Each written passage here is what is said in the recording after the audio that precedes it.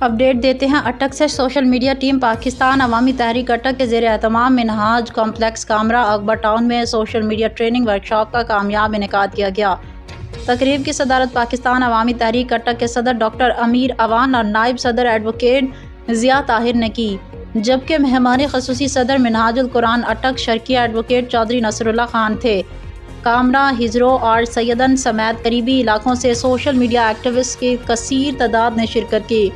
منہاج القرآن کامرا کے صدر محمد نعیم اور ناظم ملک واجد بھی اس موقع پر موجود تھے۔ تلاوت کلام پاک کی سعادت حافظ محمد عاطف اوان اور نعت رسول مقبول صلی اللہ علیہ وآلہ وسلم کی سعادت صفدر محمود نے حاصل کی۔ مہمان خصوصی ایڈوکیٹ چودھری نصر اللہ خان، ڈاکٹر امیر اوان اور ایڈوکیٹ ضیاء طاہر نے سوشل میڈیا کی اہمیت اور موجودہ دور میں اس کی افادیت پر روشنی ڈالی۔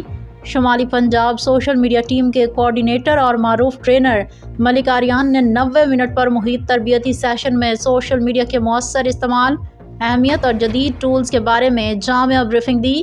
ان کے دلچسپ اور معلوماتی لیکچر نے شرکاء کو اس قدر محظوظ کیا کہ وقت گزرنے کا احساس ہی نہ رہا۔